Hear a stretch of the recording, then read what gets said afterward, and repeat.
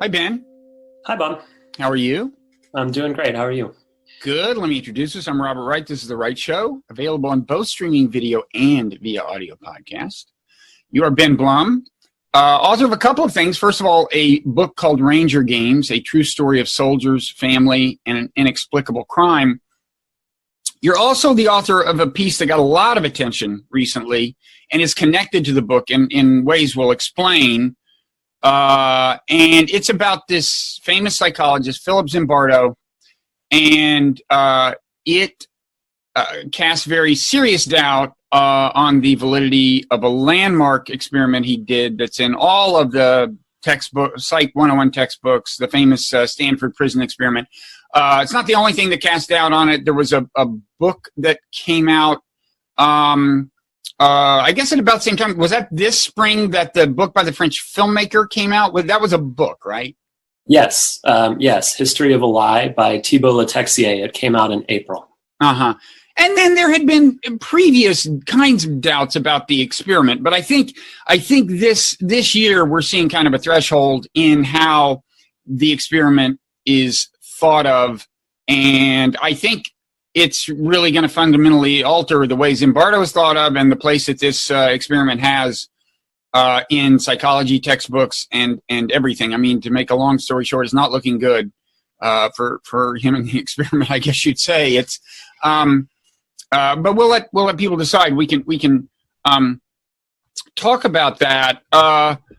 First, why don't you talk a little about how you came upon the Zimbardo story by virtue of your research of this book, which is about your cousin who wound up driving the getaway car for a bank robbery.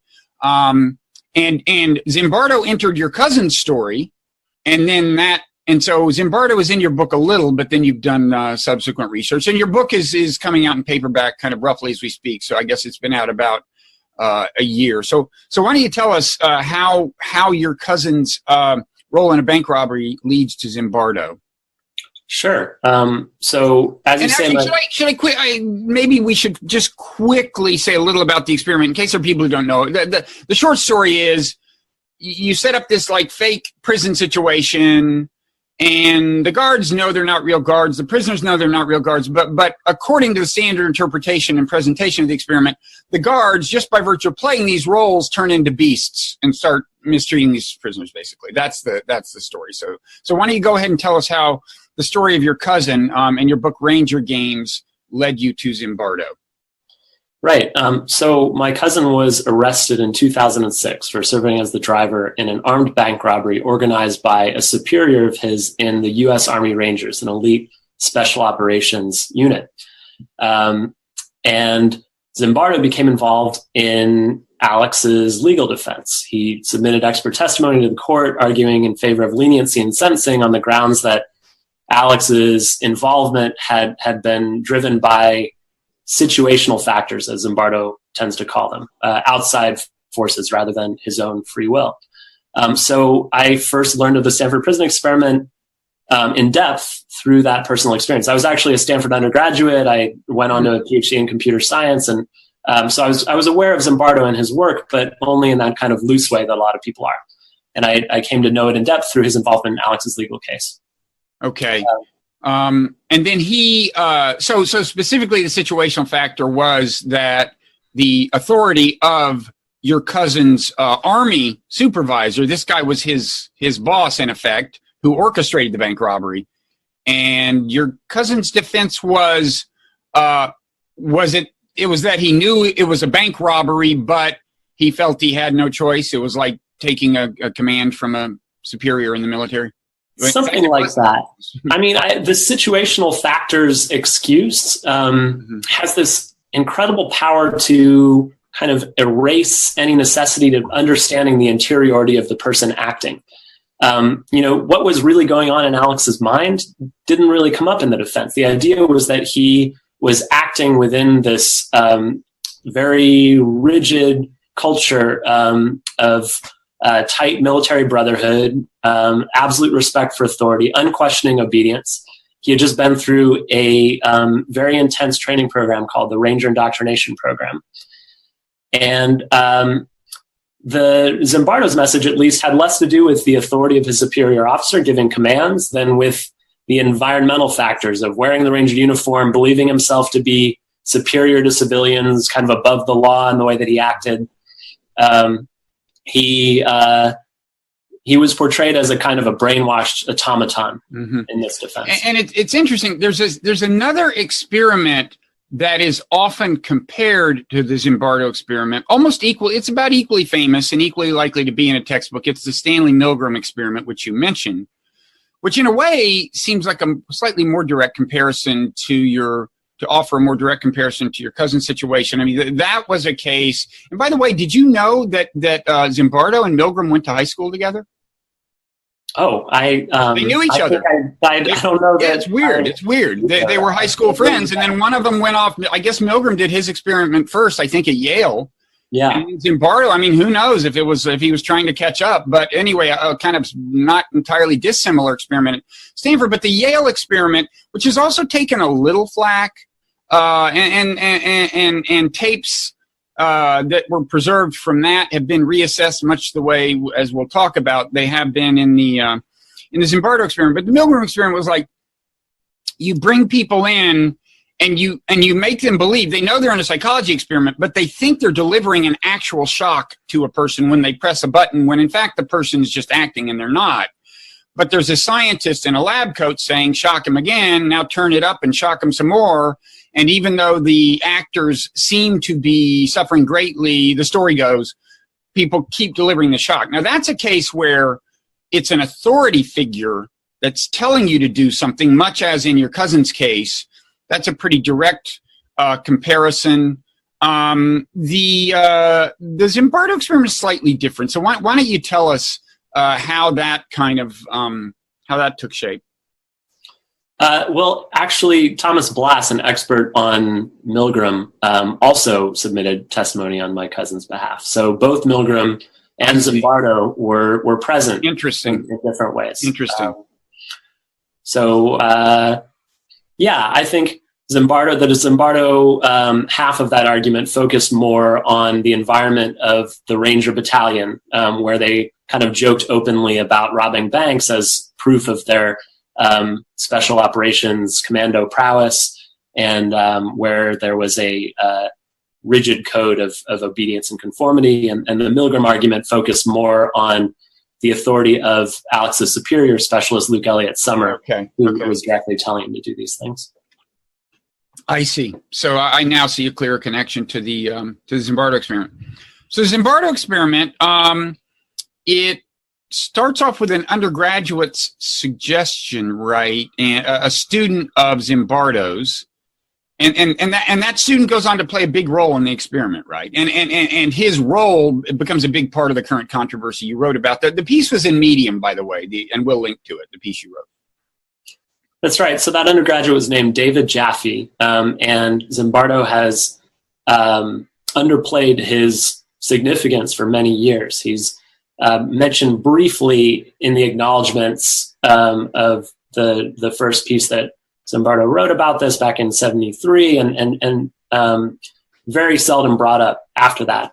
So David Jaffe, as you say, a couple months earlier, as a class assignment in response to a very open-ended assignment to do something about any one of a number of topics, Jaffe and a few of his friends come up with the idea to run a prison simulation, and they built it in their dorm in Toyon Hall, assign guards and prisoners, lock them up together for 2 days, and tensions ran so high after those 2 days that people were in tears when they started talking about the experience in Zimbardo's class later that week. So Zimbardo became fascinated with the simulation. He decided that he wanted to run it on a larger scale. But his biggest concern was that he wouldn't get his guards to behave aggressively enough to elicit the kinds of extreme reactions that Jaffe did. So he brought Jaffe in as the warden and gave him the instruction explicitly to do what he could to elicit tough guard behavior in order to replicate his previous Now, we might say that, strictly speaking, in the kind of ideal view of science, he shouldn't have cared whether the guards were going to behave tough enough. I mean, that was the outcome that was to be studied. They might get tough. They might not get tough, right? I mean, that's what the experiment purported to show, that they naturally get tough under these circumstances. So right away, we have kind of a red flag here, right? I mean, an enormous one. But, you know, that message that we're supposed to take from the experiment, even that experimental design you described was sort of after the fact. Zimbardo's original interest was not in the guards at all. What he wanted to do was study prisoner psychology. He had just taught a summer school class on the psychology of imprisonment with a ex-con from San Quentin named Carlo Prescott, a very bright, articulate guy with a lot of fascinating insights into the psychology of prisoners.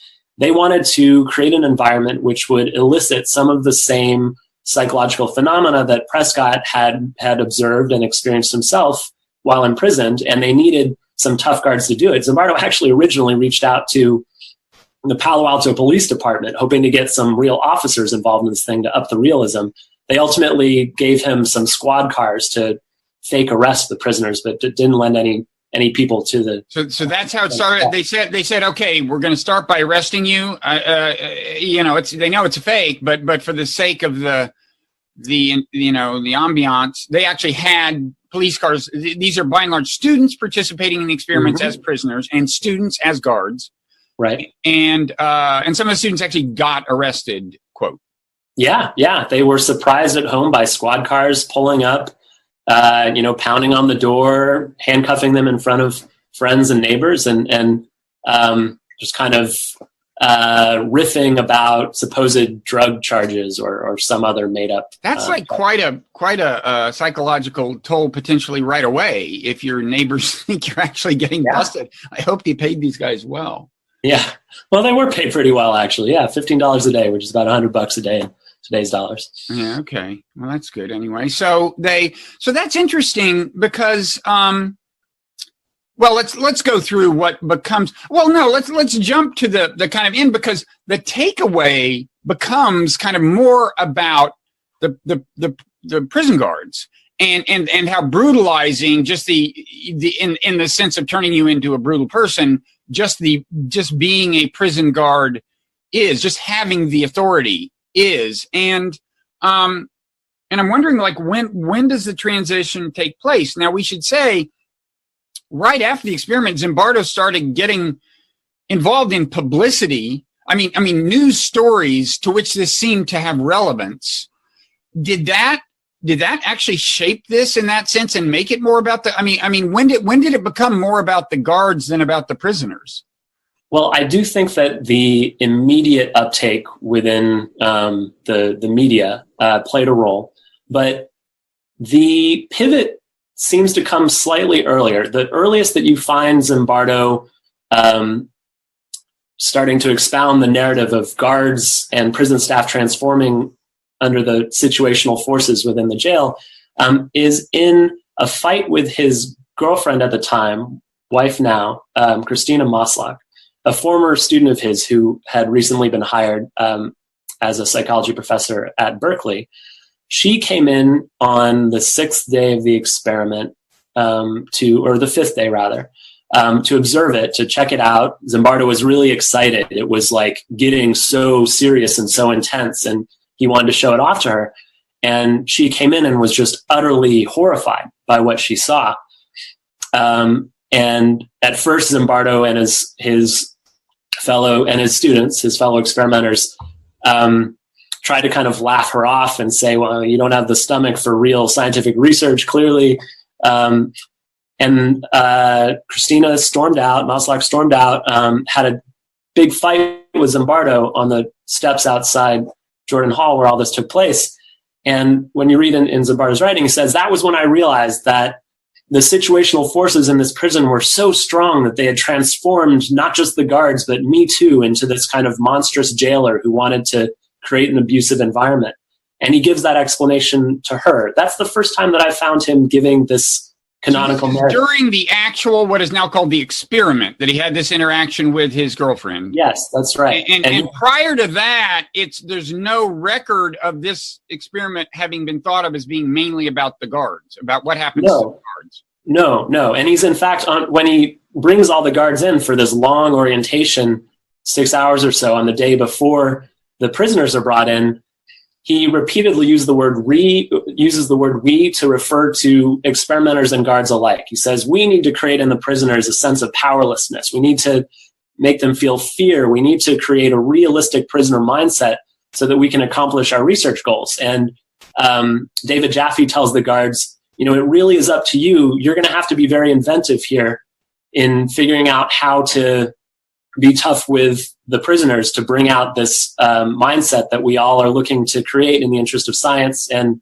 as it turns out, in the interest of prison reform. They were hoping to demonstrate that prisons were kind of inherently abusive environments to make a political argument. Yeah, and then we'll get into that in a second, the fact that they were planning to make a political argument. But I just want to say, in a weird way, this is a kind of absolution of Zimbardo, maybe. In other words, the coaching, and we'll talk more about this. One of the big finds, which was, I guess, it was unearthed by this French guy who wrote this book, which is is not in English yet, is that right? No, it's in French. But you went and got this document. You did some of your own research and interviewed some of the people involved in the experiment. But one of the documents he unearthed, and it's online, people can actually listen to the tape of Zimbardo's collaborator coaching a guard who's like not being that tough. And he's saying, I know you're not naturally tough, but you gotta be tougher. And he says, because this kind of stuff actually happens in prisons, and we want to get the story out in the media. The fact that this kind of stuff happens, we want to get it out in the media. Now that's just a complete 100% red flag. But what I want to say is it appears a lot worse when you think of the experiment as being about the prison guards than it does. I mean, if the experiment were framed as being only about the prisoners, it's not so bad to coach the prison guards because you're just kind of setting the variables the way you want them. Right. And so, of course, all this just shows how far from an actual experiment this was to begin with, I guess. But I think maybe case study is a more accurate term, I guess. Maybe. So, but do you see, has Zimbardo, has he ever addressed this question of how the nature of the experiment evolved in the course of it, or? Well, he has admitted in several of his writings that his original interest was in the prisoners rather than in the guards. He's written that he considered the guards mere ensemble players in the drama that he was setting up. So he has acknowledged that, but he hasn't, suggested, as seems very clear, that there is any kind of problem for the integrity of the results in changing your research emphasis partway through and in having so profoundly shaped the behavior of the guards in the first place. Mm-hmm. So what do you think are kind of the most damning pieces of evidence? I mean, some of which I think you unearthed, some of which are in this French book. First, you want to say any more about the tape I'm talking about? This is, and again, by way of absolution, you might say, I don't think Zimbardo was present when this tape was made. This is his collaborator, who oddly is this undergraduate student, not even graduate student, but it's him coaching the prisoner, right? Right. I mean, the guard. Yeah. I think this is a classic kind of case of diffusion of responsibility through a leadership chain. Zimbardo did make his overall desires clear to Jaffe. Jaffe, one of the most damning pieces of evidence, I think, is Jaffe's post-experiment evaluation, in which he writes that Zimbardo asked him to elicit tough behavior, drawing on his past experience as, quote, master sadist. And what did that mean? That quote is in your piece. What did he mean when he was doing the little micro version of this? In his pilot study a few months earlier. Yeah, Jaffe had been in charge of that study. So it's true that Zimbardo wasn't present for that conversation between Jaffe and the guard. But it's also clear that he gave Jaffe that the implicit instruction to produce tough guard behavior by whatever means he judged necessary. So I do think that it's impossible for Zimbardo to fully shirk responsibility there. And Zimbardo was also present at the orientation meeting. He gave the initial remarks and told the prisoners that it was their job to, create fear in the prisoners, a sense of helplessness, and so forth. So Zimbardo's instructions were a little bit more abstract, mm-hmm. and then Jaffe got into the details, but Zimbardo certainly set the overall tone. Okay. So this is one big issue. The findings are often presented as the guards having been transformed into beasts, almost spontaneously by the circumstances. But we now know that to some extent they were encouraged. I mean, specific forms of punishment for the prisoners were laid out and stuff like that, right? Yeah. I mean, they were the counts, which became an occasion for the guards to exercise all the kind of cruel torments that they came up with, were prescribed by Zimbardo and his staff in advance. Jaffe told the guards, all right, the counts are really your opportunity to make the prisoners uncomfortable, to get creative. And there was a schedule. They knew, the guards knew that the prisoners would have to be led to the bathrooms in chains and use buckets in their cells when they weren't, going on a designated bathroom run. A lot of the worst features of the prison were determined in advance. And that was partly under the guidance of that actual ex-prisoner who was a consultant. Yeah. Carlo Prescott told Zimbardo and his staff in advance some of the most dehumanizing features of his own experience of imprisonment, and they used those. Okay, so there's that. Now, and then there's also an issue about the instructions given the prisoners, how free they felt to leave, and so on. And here we get to an interview you conducted with one of them, right? Mm-hmm. And your subsequent interview of Zimbardo about that. You talked to him both when you were writing the book and after you published the book.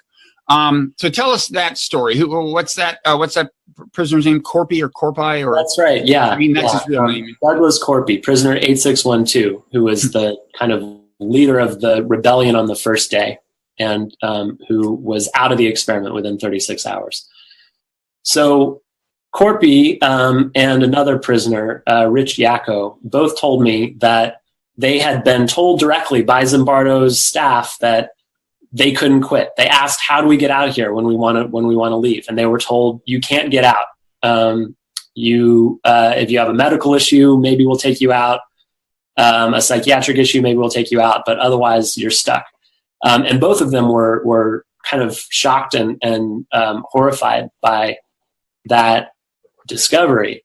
They had believed themselves to be kind of employees or voluntary subjects, and that changed the game profoundly for them and for the other prisoners to whom they conveyed that information and who believed until the end of the experiment that they too were trapped. So that's a big deal. Corpi's breakdown after just 36 hours has been portrayed as proof of just how stressful it was to suffer this mistreatment from the guards. But that was captured on video and is shown kind of ritually to show how horrifying things got. Yeah, that's right. Yeah, it's this very dramatic audio of him saying, "I gotta get out of here. I gotta get out of here." That was an act, as he's been open about since his first evaluation a few days after the experiment. He decided that the only way he was going to get out of this place was to fake a kind of emotional breakdown, a psychotic break. And he proceeded to do so. He's been selectively edited by Zimbardo for years to portray this break as somehow genuine. When you say he was open about it, it did not become public knowledge that he had been faking it. Open to Zimbardo. He was open to Zimbardo, but then you're saying Zimbardo perpetuated the myth that it had been a genuine breakdown. Yeah. In Zimbardo's first writing about the experiment in a New York Times Magazine piece in 1973, he says unequivocally that this was a genuine breakdown, that he just suffered this total collapse and with symptoms that then appeared in other prisoners. He actually offers Corpi as kind of the prototype for further breakdowns to follow, even though they're actually quite dissimilar cases. Now, Corpy kind of participates in the illusion, like willingly helps perpetuate the myth, right? Which is one of the kind of weird things. He's no longer doing that, but talk about that a little. Yeah, to some extent he does. So he had already planned at that time to go into psychology himself. He signed up for the experiment because he thought it would give him a lot of time to study for his GREs, which he was about to take right after it concluded. And actually decided that he wanted to get out because when he found out they weren't going to let him have his GRE books, he decided I need to get out of here so I can study. So I think Corpy, like everyone involved in this, wanted to help the scientific enterprise along in the beginning. That gave a kind of meaning to this traumatic thing that they'd gone through. I'm speaking for him a little bit here. This is my own kind of best assessment based on the many conversations that I've had with him. And then over time, I think he became more and more disenchanted with how distorted a picture of his experience he was seeing appear in the media. And he tried to stop getting involved in Zimbardo's continued efforts of promotion. Zimbardo kept pressuring him to be involved. And finally, Corpy managed to cut ties entirely. What does Zimbardo say about this now, if anything? Does he acknowledge that there's been a kind of a misrepresentation of Corpy's role? No, he doesn't.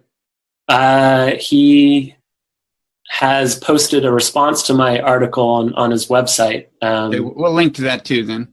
Yeah, claiming that, Corpy's breakdown was entirely real, kind of saying Corpy is not to be trusted on this. He's changed his story, and it's a number of the things he says there are in pretty flat contradiction with the factual record, which is now available to anyone in the archives. So you're saying it's on the record that right after the experiment, Corpy said to them, I just faked this because I wanted to go study for my GREs, and I had thought I'd be able to do that in your fake prison.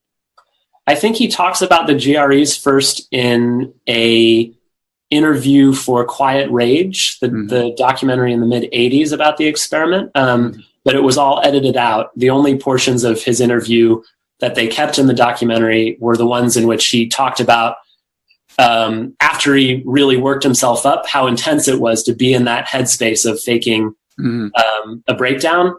That footage is kind of presented as if he's talking about how intense it was to really break down. But you can now see the entire unedited interview with Corpy in the archives. And in that interview, he very clearly states that he decided to fake a breakdown and that it was exhausting to maintain the act for so long. And separate from that, immediately after the experiment, he said that the breakdown was fake. And separate from that, and this is a written document also available in the archives, he also says that he decided to and who was making? So there was some. It sounds like there was some arguably dishonest editing of this Quiet Rage documentary. And who was? Is that? I mean, first of all, do you agree? And secondly, who did the documentary? The director and writer was Ken Musin, whom I haven't spoken to. He has a statement up as part of this response on Zimbardo's website, claiming that Corpy never said during his interview for Quiet Rage that he had planned to circumvent further participation in the experiment through a breakdown. But you can watch the video. I can give you a link and the time. Okay, so we'll link to that too. And forget what I said about arguably dishonest. I haven't seen all the evidence, but the evidence is out there. And so that's interesting. Was Zimbardo a kind of collaborator in the documentary, or? Yeah, Zimbardo. Yeah. So it was kind of his implicitly or explicitly a co-production of his. Now, are these the main two issues, like having misled people about, or people having gotten misled about the nature of the preparation of the guards and the nature of the instructions given the prisoners? Yeah, I think those two, and Also, the political dimension, I think, is important. Yeah.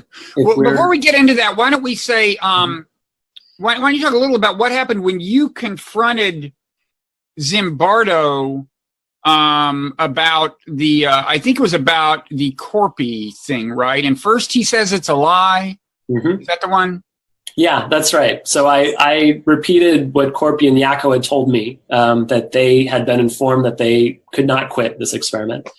Yeah, he told me that's a lie at first. And then I read him a transcript of a tape newly available in the archives in which he tells his staff, very interesting, these two guys came in yesterday. They asked, how to quit. And I said, no, you can't quit. So I read that to him and he said, oh, okay, what I was referring to there was in the informed consent form that everyone signed, it said to get out of the experiment, you have to say the phrase, I quit the experiment. And they didn't use that phrase. They said, I want a doctor, I want my mommy, I want out. So they have to say that phrase. But the informed consent forms are readily available from Zimbardo's website. There's no mention of a safe phrase, no mention of I quit the experiment as a key thing that people have to say to get out. So that is also just flatly untrue. Mm-hmm. Now, again, in defense of Zimbardo, one finding of psychology that has stood up well is that people's memories of things evolve. So we don't know that when he said to you, that's a lie, and when he said to you, the consent form contained X, even though he was wrong on both counts, we don't know that he was consciously deceiving you because people's memories evolve. I mean, I am interested if you have any thought. Do you have any sense for to what extent he has himself reconstructed his memory of it's a hard thing to get at. Oh yeah. I mean, I have a lot of sympathy for Zimbardo. I think you're absolutely right. I don't think that he is setting out to deceive people right now. I think this experiment happened decades ago and he has been promoting this kind of ever evolving narrative of it in so many different venues. It's very hard to keep track of those former details. Memory is, as you know, reconstructive rather than a hard drive that you scan for the data. And so I can't speculate about exactly where this is coming from, but I think it's very evident that he believes the story that he's telling. I think that's the only explanation that I can begin to offer for why he put all this, why he granted the Stanford University Library's request to put the archival material from the experiment out there in the public domain. Mm-hmm. Okay. Now you brought up the kind of political context of this and consequences of it. Talk about that a little. And of course, we should say, psychology as a discipline almost has been accused of having too much of an agenda, of being a bunch of left-wing people who want to get a particular message out and contrive their experiments to get that message out. And there has been, Zimbardo's hardly the only psychologist in hot water these days. There's been a little bit of a crisis over the number of social psychology experiments that have not replicated, or that you go back and look at the data closely and they had to work pretty hard to wind up with the analysis they wanted, and stuff like that. So this is a larger issue, having a political agenda. But with that as a background, what would you say about this particular case? Yeah, well, I would say first that there is a replication crisis ongoing in psychology. I think it would be a mistake to lump the Stanford Prison Experiment in with a lot of those other studies for which data was collected in a rigorous way. They followed reasonable experimental design procedures, and I think they were carried out in good faith. I think the Stanford Prison Experiment, it's just so unique on so many different axes that I really think we should avoid drawing conclusions about the field as a whole from this study. So the political dimension here has to do with the national conversation around prison reform that begins with the first San Quentin escape attempt of a famous prisoner named George Jackson, and then a giant prison riot at Attica a month later in New York. So all this is right after the experiment, the Stanford Prison Experiment is done. That's right. Literally the day after Zimbardo closes it down, as he promised his girlfriend to do the night before, the San Quentin escape attempt occurs. Zimbardo goes on the news to talk about it. And then a month later, Attica. And Zimbardo is suddenly giving congressional testimony about the prison conditions in prisons around the country, despite never himself having even visited a prison. He's not an expert in it. So the political threads that converge on the Stanford Prison Experiment come through Carlo Prescott in part and through David Jaffe in part. Carlo Prescott, as you recall, is the ex-con from San Quentin, and he just wants to get it out there how bad conditions in prison really are. He is an African-American guy, and racism is just endemic in prison environments at the time. He suffered enormously under it, and he was so concerned that Zimbardo's little toy jail wouldn't adequately capture the abusive environment that he experienced that he did all he could to kind of up the temperature. He made his own interventions. So there was a press release disseminated. He made his own interventions. You mean he coached guards, or he?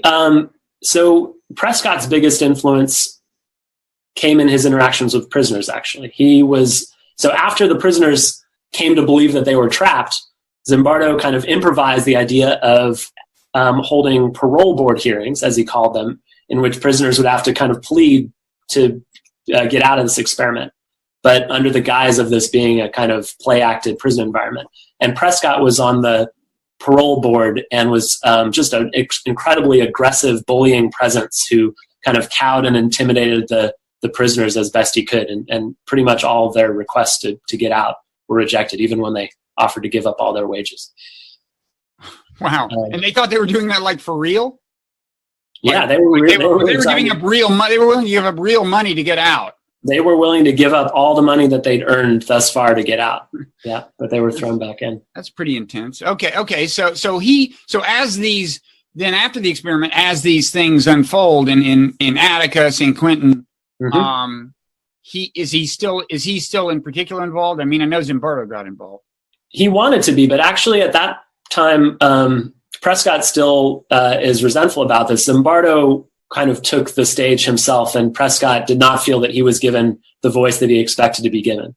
He was not. And in fact, he later did a debunking of the experiment. In 2005, he wrote an opinion piece for the Stanford student newspaper, right? That's right. And somewhat bizarrely, in Zimbardo's response to my article, he claims now that Prescott's piece, his op-ed, was in fact secretly written by this other writer, a screenwriter who had some kind of grievance, which is also kind of just very strange and flatly untrue. I've spoken to the parties involved, and that's not true. But that's by the by. But yeah, so Prescott did later write an op-ed titled "The Lie of the Stanford Prison Experiment" that revealed that he had given the guards some of the tactics that they used to mistreat the prisoners. Okay, so then, how does Zimbardo's role unfold as these in the context of the San Quentin and Attica stories? So the argument that he makes is essentially that prisons are inherently abusive environments that have to be abolished. He says the experiment of imprisonment has failed. We need to figure out other solutions.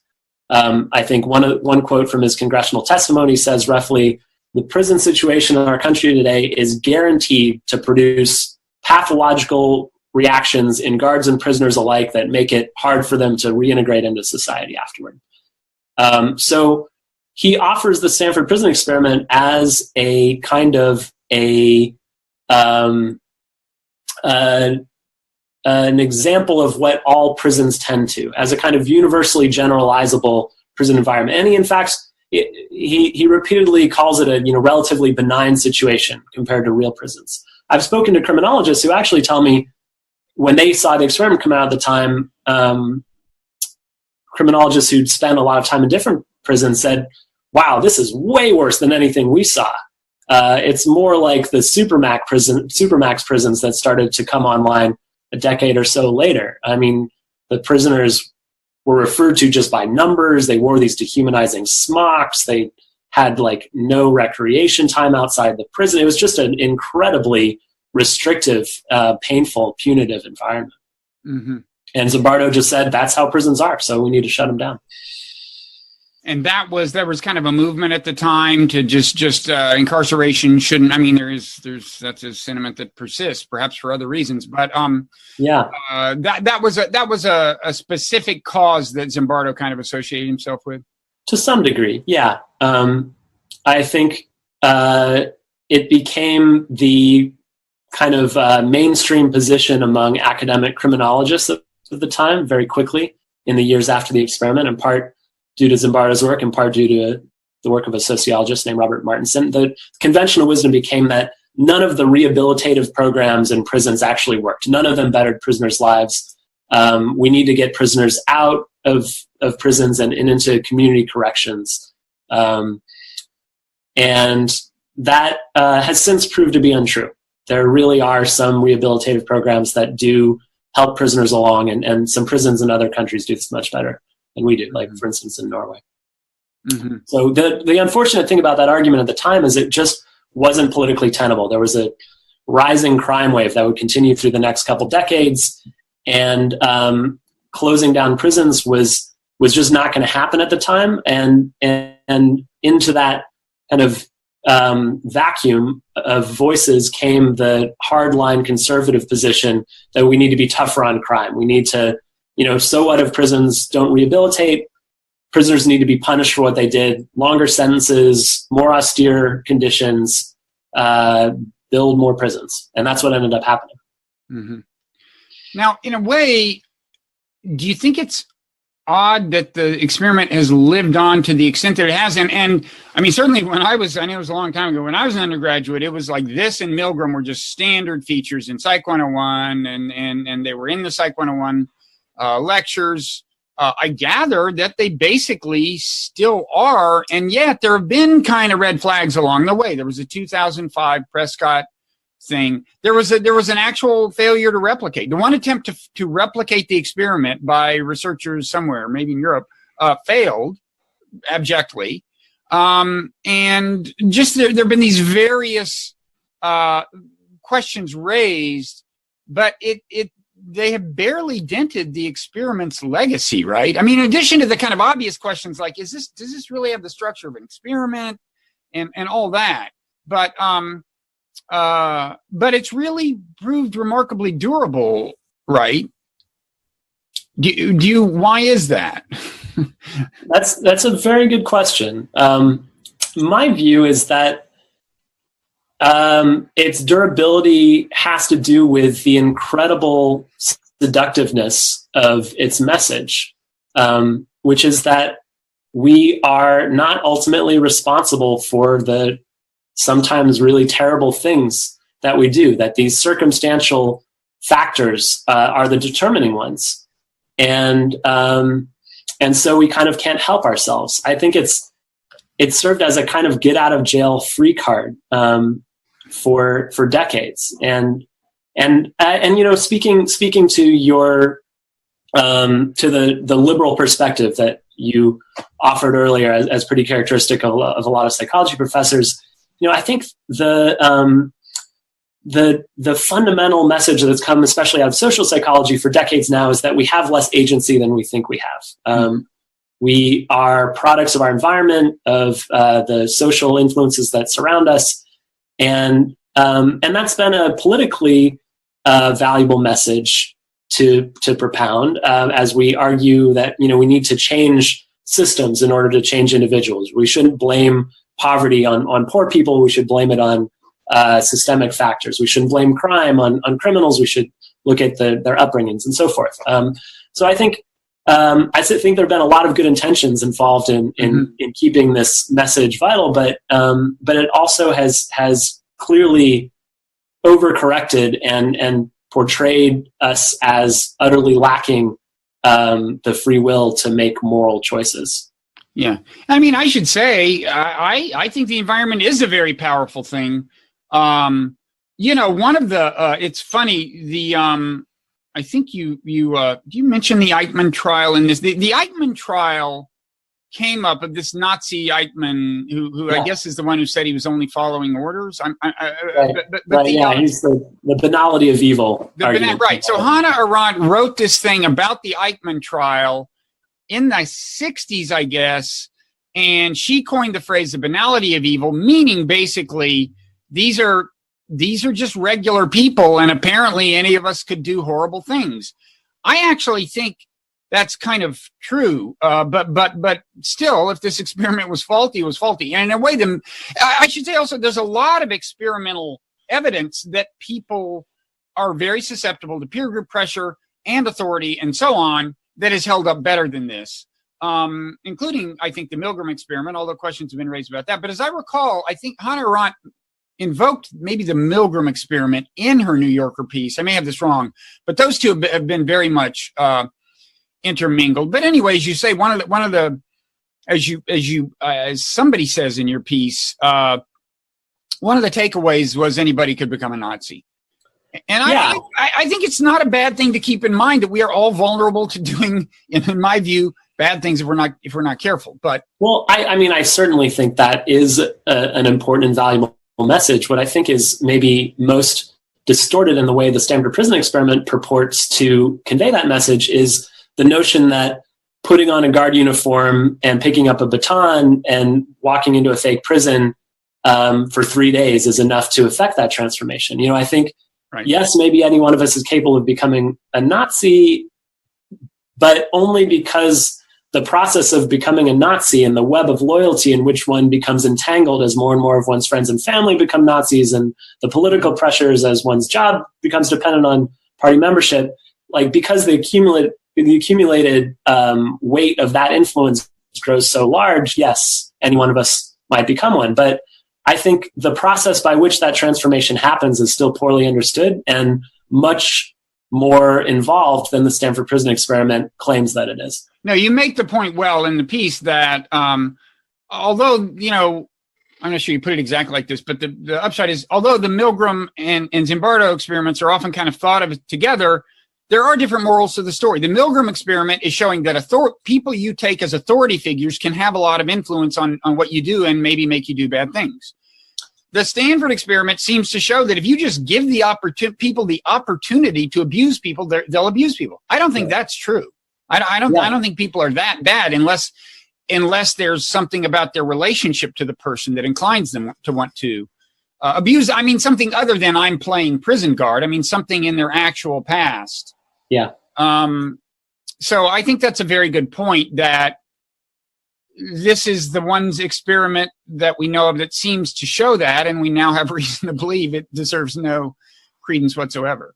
Yeah. I mean, it's much closer to the Milgram experiment than anyone ever realized. It seems, in fact, to what was really going on, you mean? Yeah, what's really going on in the Stanford Prison Experiment. Because the authority figures were like Zimbardo and his colleague, right? And they were actually influencing things behind the scenes. Yeah, and I think the connection actually goes deeper than that. I've spoken in a few different places now about the work of Alex Haslam and Steve Reicher, the psychologists who ran the study that most closely resembles the Zimbardo prison study in England in 2002, I think. And they suggest it's not any authority whose commands might lead you to commit abuses or transgress moral boundaries. It's an authority with whom you identify, who seems to share your values and who portrays these moral transgressions as necessary in the service of a higher moral aim.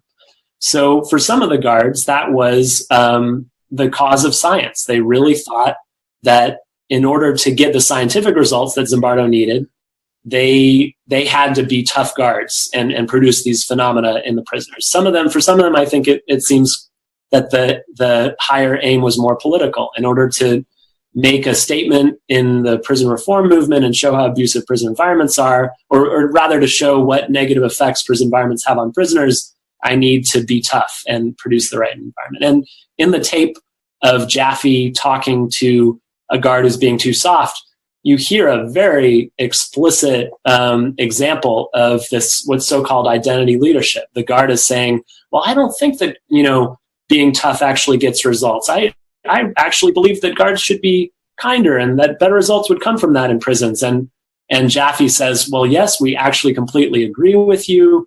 We're trying to reproduce in an abusive environment. Just please react as you imagine the pigs reacting. So he's kind of... Pigs being the term for police and guards in those days, right? Yeah. And it being a term that kind of asserts the shared identity of kind of anti-authoritarian reformers between himself and the guard. Right. Well, for that matter, the prisoner, Corpy, in participating in the preservation of the myth, was himself had a similar kind of motivation, right? Where there's a higher purpose, there's a higher goal, a more laudable goal here. Yeah. I think that kept him in the fold for a while.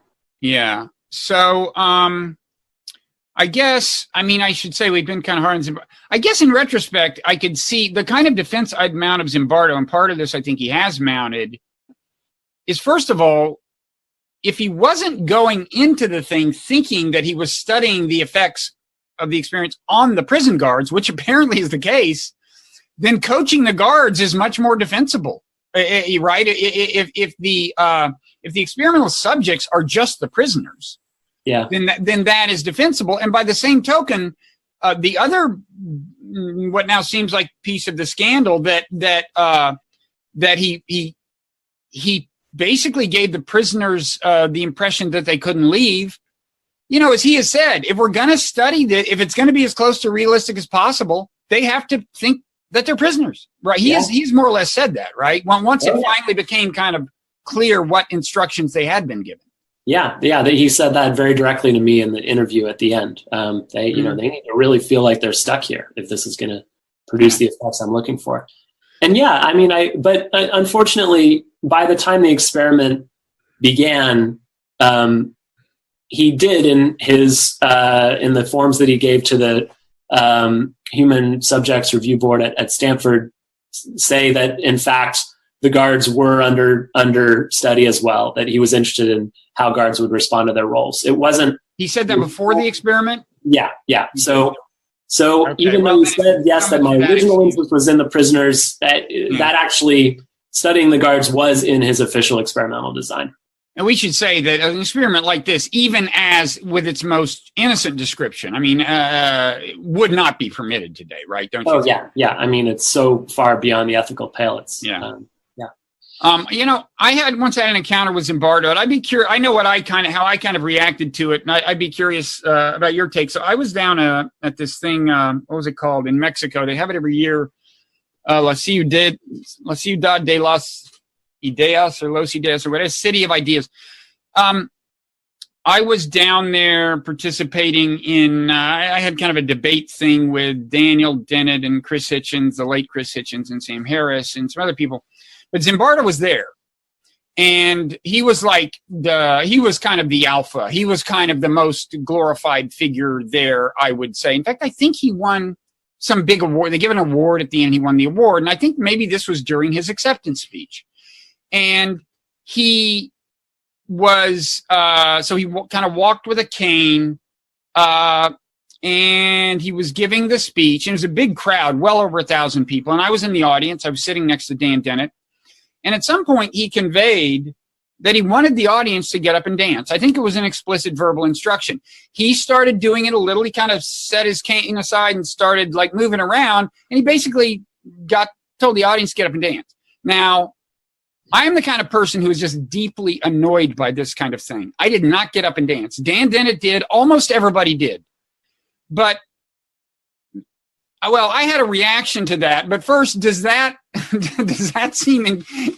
surprise you? It's kind of an odd thing. It's an odd thing for a scientist to do. Yeah. It's just very odd that you and I both have uncomfortable having to get up and dance stories involving Zimbardo.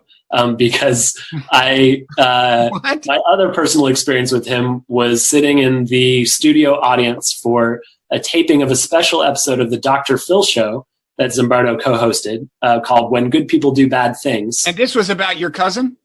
Yeah, my cousin was the kind of star case study in this show. And the taping of the Dr. Phil show episode began with this guy asking everyone in the audience to get up and like dance and go crazy to get our energy pumped up for Dr. Phil.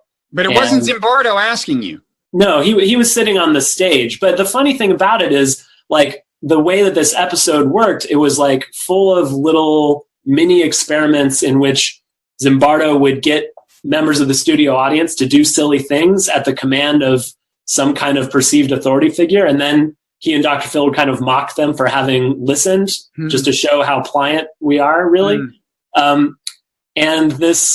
But the most absurd thing that all of us did in the whole taping was this genuine responding to the fluffer with absurd, like doing the wave and dancing and yelling silly things. I mean, and Zimbardo, I just wonder whether he got the idea from that, actually. He was sitting on stage watching the whole audience dance in response to these commands. You know, my reaction, aside from annoyance, was I said to Dennett afterwards, it seemed to illustrate the dynamic in a way more of the Milgram experiment, but also the dynamic that, as you said, was operating behind the scenes of Zimbardo's experiment, which was an authority figure, basically abused his power, basically coerced people into doing something that more than one, I'm sure, did not want to do.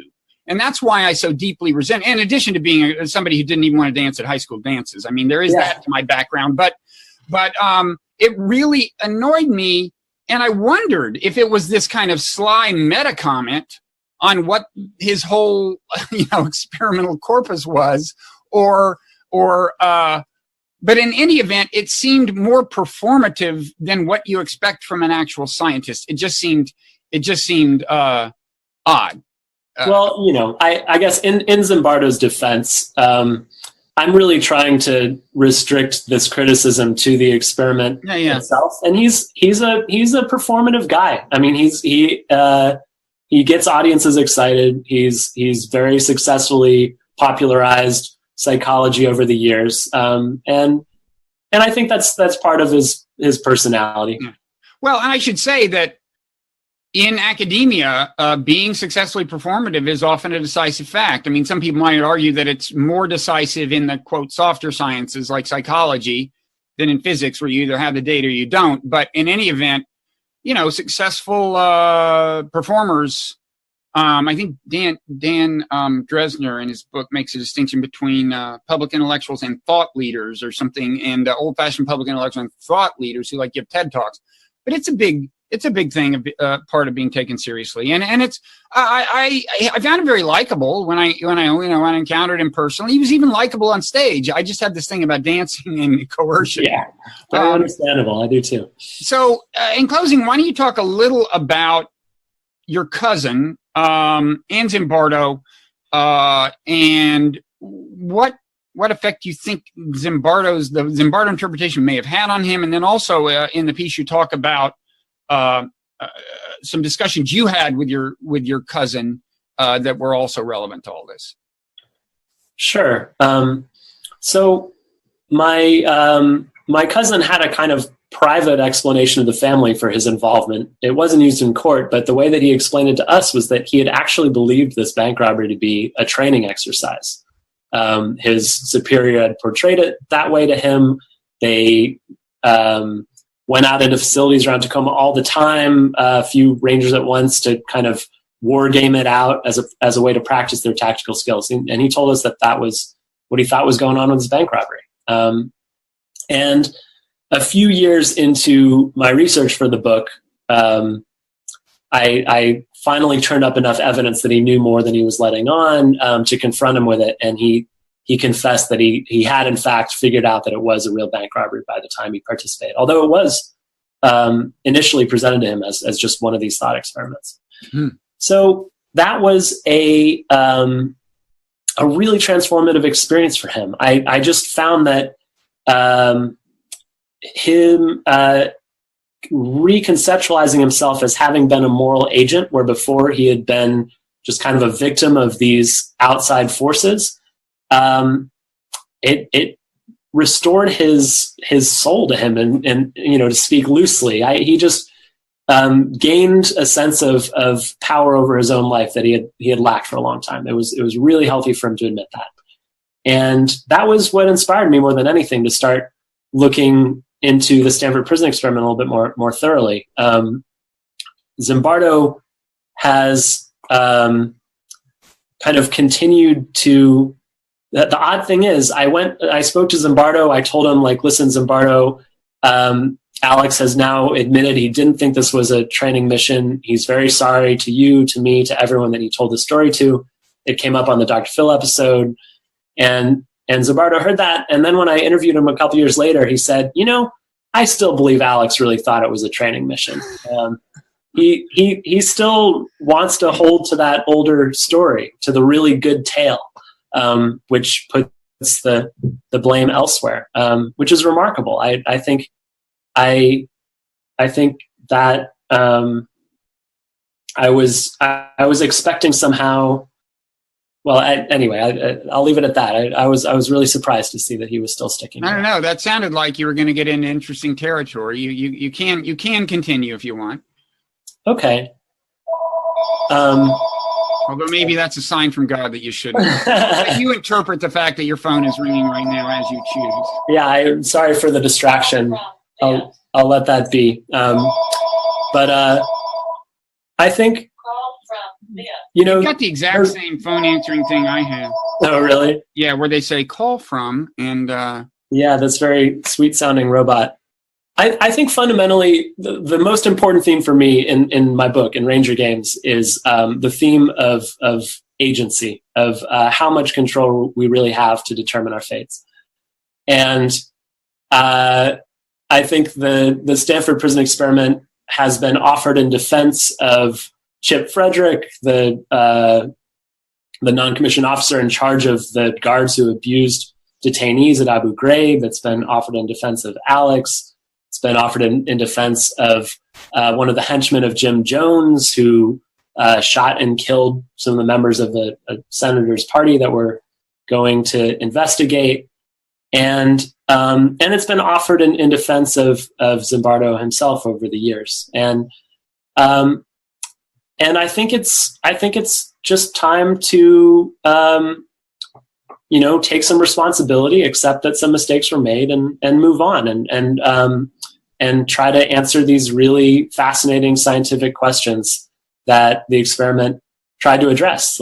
Some of the data, I mean, one hopes that nothing like that experiment will ever be conducted in a scientific setting again. But it is a very fascinating case study. And I just hope that the field is able now to approach that data with new eyes and kind of let go of these old narratives and move on. And I have to say, I understand more clearly now, having talked to you about this, that Zimbardo, how at no point did he sit down and say, okay, I'm going to perpetrate a hoax. I see how he kind of got drawn into it by his own good intentions. Yeah. And it just kind of happened. So, yeah. But of course, the moral, your view is we should not let him plead that he's a victim of circumstances. So we won't, I guess. Yeah. I mean, I guess my experience with Alex is just that everyone feels that they're a victim in circumstance. And it's like when you get involved in these things that drift farther and farther from the truth or from the straight path, each little step can feel innocuous, but then by the time you get to the end, you're quite far from where you began. And it's possible to hold the view that people are, in fact, victims of circumstances, but that as a practical matter, we have to hold people accountable for their behavior, which is kind of my view. Oh, yeah. Yeah, absolutely. And I mean, like, their environmental factors are important. There's always both of them at once in different proportions.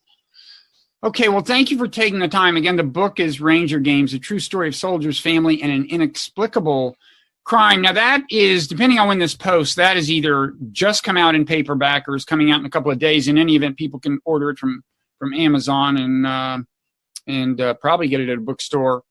And then the piece, which grew out of it about Zimbardo, although Zimbardo is in the book itself, is on Medium. Got a huge amount of attention, right? You get page view numbers probably from Medium. If you publish on Medium, you have direct access to those, or?